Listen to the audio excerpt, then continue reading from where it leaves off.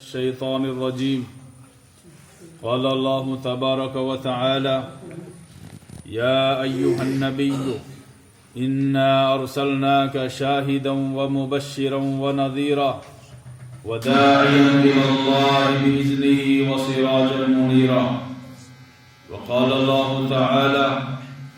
وعد الله الذين آمنوا منكم وعملوا الصالحات ليستخلفنكم في الأرض كما استخلف الذين من قبلهم وليمكنن لهم دينهم الذي ارتضى لهم وليبدلنهم من بعد خوفهم امنا. صدق الله العظيم. رب اشرح لي صدري ويسر لي امري واحلل عقدة من لساني يفقهوا قولي.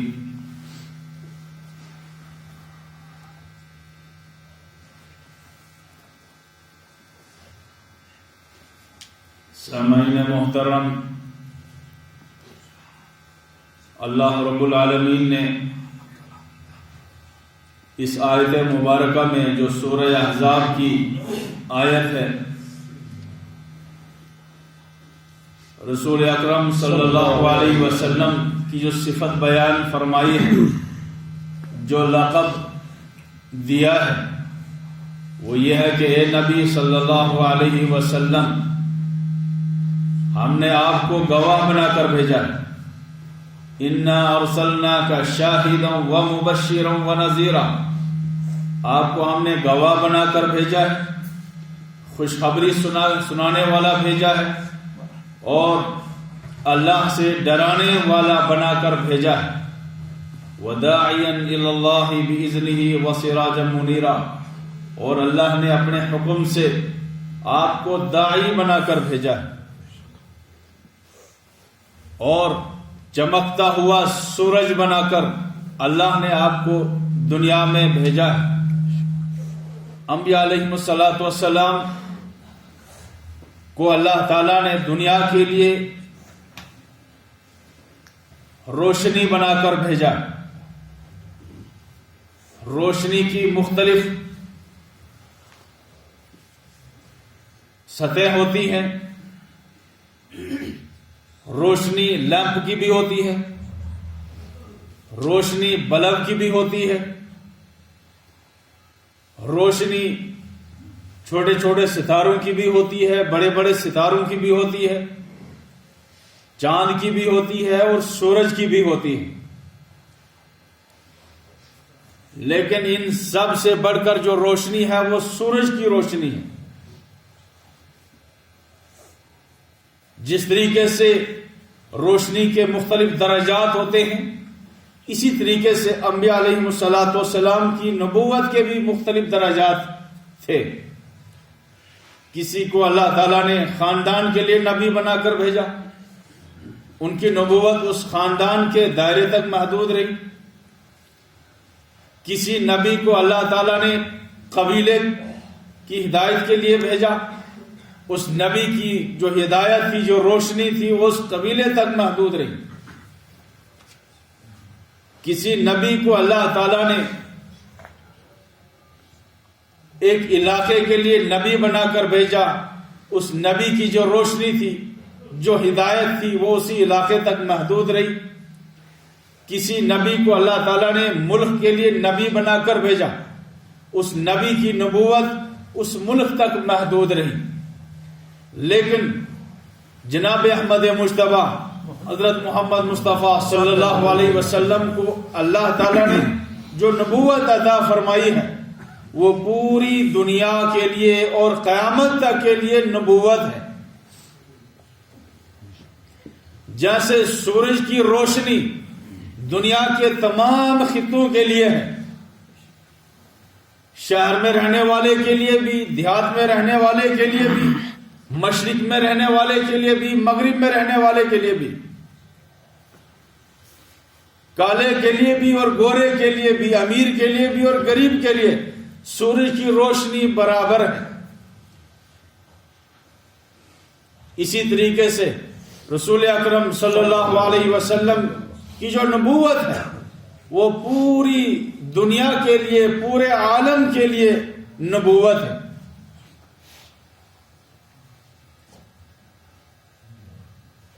جب سورج پورے آب و تاب کے ساتھ دنیا میں اپنی روشنی بخیر رہا ہو اور دن کے بالکل ٹھیک دوپہر کو جب سورج اپنے پورے شباب پر ہوتا ہے، جب دھوپ اور گرمی اپنے پورے شباب پر ہوتی ہے، جب روشنی اپنے شباب پر ہوتی ہے، اس وقت کوئی آدمی اندھیرے میں رہنا چاہے، اندھیرے میں زندگی گزارنا چاہے، وہ اس انسان کی عقل کا فرق ہے، اس کی سوچ کا فرق ہے۔ اسی طریقے سے جب رسول اللہ صلی اللہ علیہ وسلم کو عالمی نبی بنا کر بھیجا ہے، آج اگر کوئی شخص جبکہ تمام گزشتہ نبوتیں منسوخ ہو گئی، تمام گزشتہ شریعتیں منسوخ ہو گئی، اب ایک ہی نبوت، ایک ہی شریعت تمام دنیا کے انسانوں کے لیے اور قیامت تک آنے والے انسان کے لیے۔ ایسی روشنی میں اگر کوئی کفر شرک کے اندھیرے میں جینا چاہے، شرک اور کفر کی گندگی اور غلاظت اور تاریکی میں زندگی گزارنا چاہے، اس انسان سے بڑا بدبخت، اس انسان سے بڑا کم عقل اور بیوقوف دنیا میں کوئی نہیں ہوگا۔ یہ نبوت جو اللہ کے رسول صلی اللہ علیہ وسلم کو دی گئی، اس نبوت کی روشنی اللہ تعالیٰ کو منظور تھا کہ تمام دنیا میں پھیل جائے۔ کوئی ملک، کوئی دنیا کا خطہ، کوئی دنیا کا علاقہ اس روشنی سے محروم نہ رہے، اس کے لیے اللہ کے رسول صلی اللہ علیہ وسلم نے اپنی زندگی میں پوری کوشش کی، اور آپ کے بعد آپ کے صحابہ کرام نے اس بات کی پوری کوشش کی کہ وہ عالمی نبوت، وہ عالمی سورج جس کی روشنی کی اس وقت انسانوں کو ضرورت ہے، وہ روشنی تمام دنیا کے ملکوں تک پہنچائی جائے۔ چنانچہ صحابہ کرام کچھ افریقہ کی طرف چلے گئے،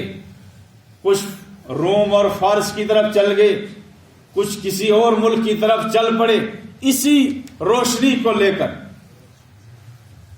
اور جب ساری دنیا میں وہ روشنی پھیل گئی تو ہمارا یہ ملک ہندوستان اس روشنی سے کیسے محروم رہ سکتا تھا، جبکہ بہت ساری روایات ایسی ہیں کہ اللہ رب العالمین نے ابو البشر حضرت آدم علیہ السلام کو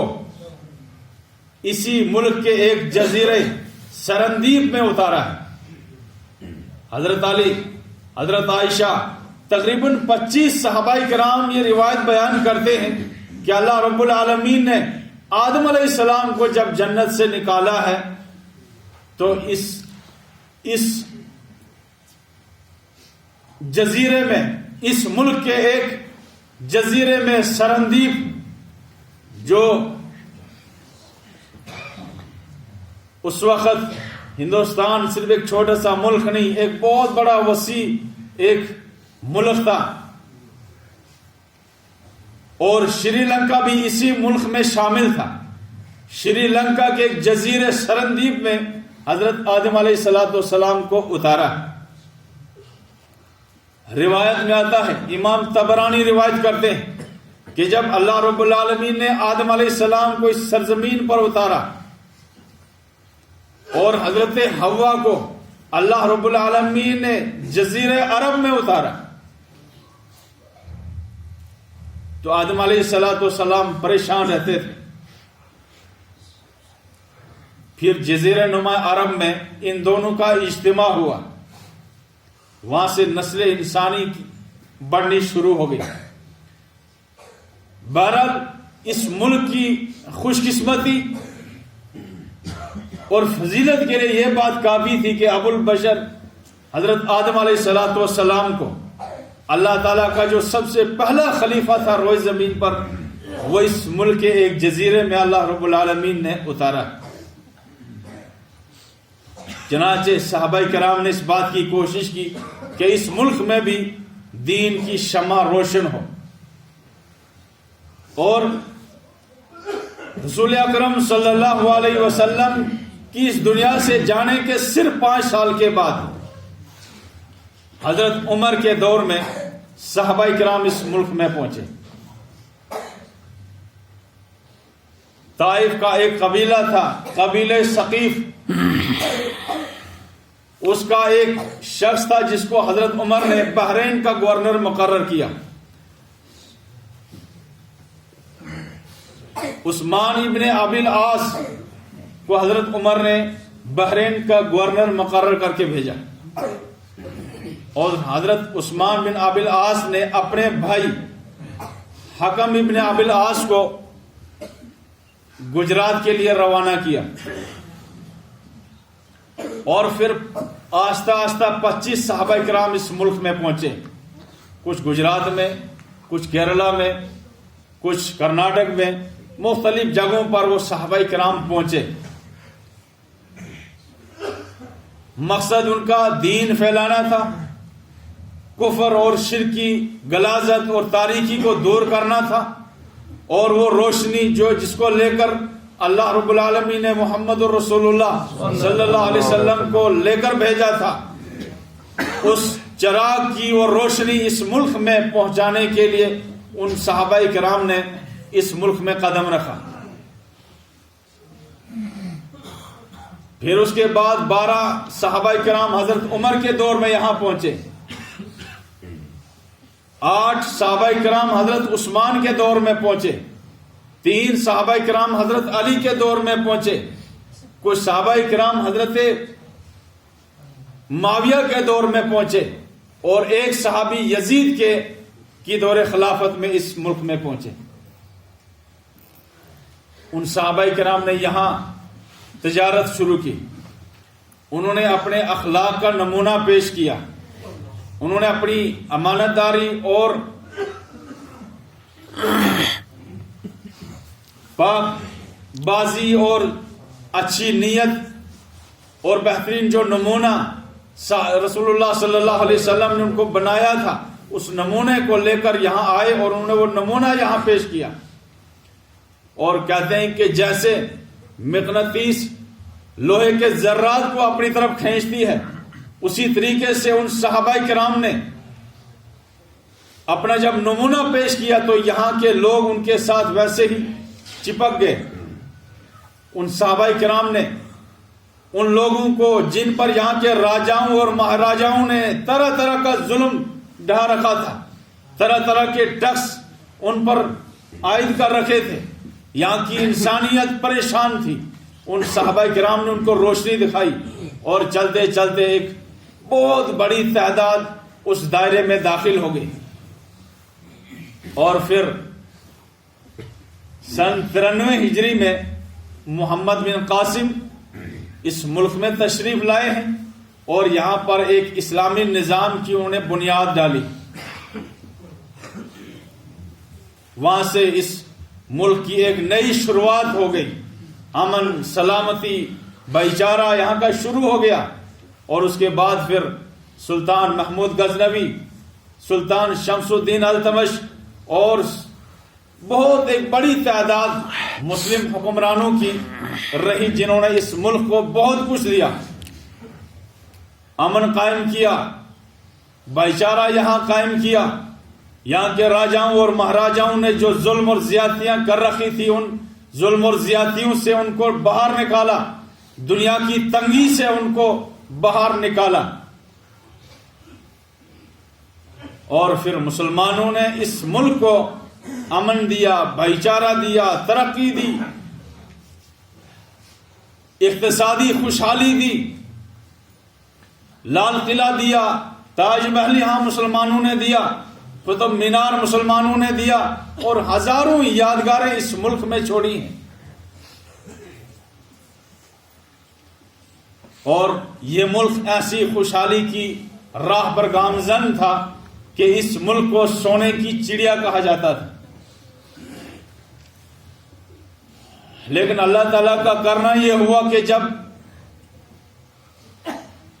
یہاں کے حکمرانوں میں 3 غلطیاں پیدا ہوئی، دنیا سے محبت، اخلاقی گراوٹ اور دین کی دعوت سے دوری، جب یہ 3 قسم کی خرابیاں اس ملک میں ہمارے اندر پیدا ہو گئی تو اللہ تعالیٰ نے اقتدار ہم سے چھین لیا، جس اقتدار سے مسلمان، غیر مسلم، تمام یہاں کے باشندے مستفید ہو رہے تھے، اس اقتدار سے اللہ تعالیٰ نے ہمیں محروم کر دیا۔ اور پھر ایک دور وہ آیا جب 16ویں صدی میں انگریزوں نے جہانگیر سے پرمیشن لے لی، اکبر کے بیٹے جہانگیر سے اجازت لے لی کہ اس ملک میں ہمیں تجارت کرنے کی اجازت دے دی جائے، ہم آپ کو اتنا ٹیکس دیں گے، اتنا دیں گے۔ جہانگیر نے ان کو اجازت دی اور انگریزوں نے بہت شاطرانہ طریقے سے، بہت چال بازی سے اس ملک میں تجارت شروع کی۔ جگہ جگہ پر انہوں نے کمپنیاں لگائی، گجرات میں، مدراس میں اور پتہ نہیں کہاں کہاں یہاں پر کمپنیاں انہوں نے لگائی، اور آہستہ آہستہ یہاں کی انتظامیہ میں، یہاں کی ایڈمنسٹریشن میں انہوں نے دخل دینا شروع کر دیا۔ یہاں جب انہوں نے ڈیوائڈ اینڈ رول کی پالیسی شروع کی، یہاں کا بھائی چارہ جب انہوں نے توڑ دیا، یہاں کی انتظامیہ پر جب وہ قابض ہو گئے اور اس ملک کو لوٹنا شروع کیا، سب سے پہلے جس شخص کو اس بات کا اندازہ ہوا تھا وہ شاہ عبدالعزیز محدث دہلوی تھے۔ انہوں نے فتویٰ جاری کیا تھا کہ انگریز اس ملک کا دشمن ہے، وہ اس ملک کو برباد کرنا چاہتا ہے، وہ یہاں کے عوام پر ظلم و زیادتی ڈھا رہا ہے، لہذا انگریز کے خلاف جد و جہد کرنا اس وقت کی اہم ترین ضرورت ہے۔ یہ فتویٰ جب جاری ہوا تھا، یہاں کے لوگوں میں ایک آگ بھڑک اٹھی تھی انگریزوں کے خلاف، اور سب سے پہلی جو کوشش کی انگریزوں کے خلاف وہ سید احمد شہید اور شاہ اسماعیل شہید تھے، جنہوں نے انگریزوں کے خلاف ان کو یہاں سے نکالنے کی ابتدا کر دی تھی، لیکن بدقسمتی سے اپنے لوگوں کی سازش سے بالا کوٹ کی وادی میں ان کو شہید کیا گیا۔ ان کی قبریں ابھی بھی بالا کوٹ کے میدانوں میں۔ بہرحال وہ تحریک ناکام ہوئی، لیکن مسلمانوں کے اندر، یہاں کے لوگوں کے دلوں میں انگریزوں کے خلاف جو نفرت تھی وہ دن بدن بڑھتی جا رہی تھی۔ اور پھر ایک موقع آیا جب 1857 میں پھر یہ تحریک شروع ہوئی۔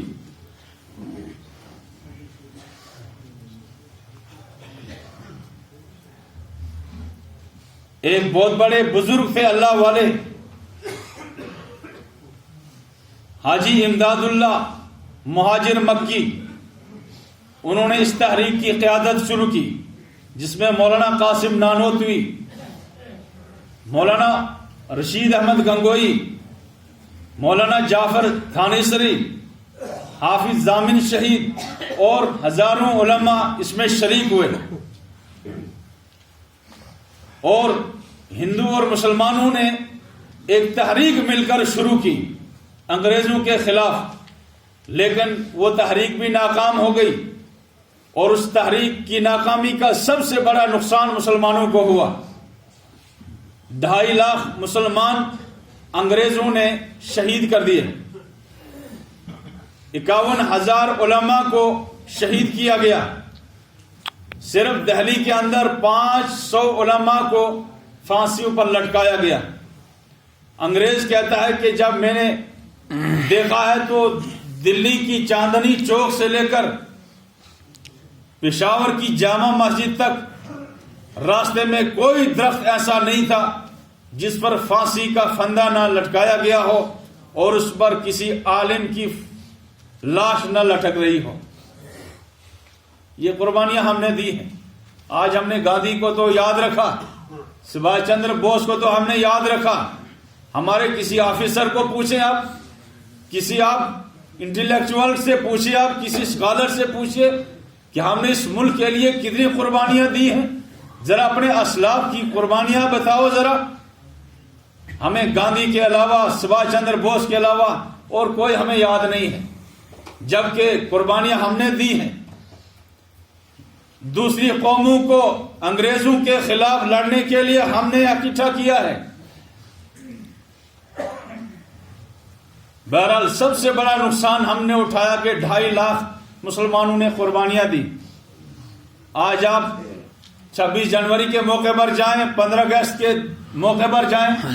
وہاں پر گاندھی کا تذکرہ ہوگا، سبھاش چندر بوس کا تذکرہ ہوگا، لیکن جن کے جسموں کے ٹکڑے ٹکڑے کیے گئے، جن کو پھانسیوں پر لٹکایا گیا، ان کی قربانیاں ہمیں یاد نہیں ہیں. اس کے بعد یہ تحریک چلتی رہی اور پھر 1920 میں پھر یہ تحریک دوبارہ شروع ہو گئی، جب شیخ الہند محمود الحسن دیوبندی کو مالٹا جیل سے 3 سال کی سخت ترین سزا اور قید کے بعد ان کو رہا کیا گیا. وہ یہاں آ کر انہوں نے پھر سے یہاں پر ایک تحریک شروع کی، تحریک ریشمی رمال کے نام سے وہ تحریک آج یاد کی جاتی ہے. یہ تحریک پھر سے شروع ہو گئی، ہندو مسلم ہر طبقے کے لوگ اس میں شامل ہو گئے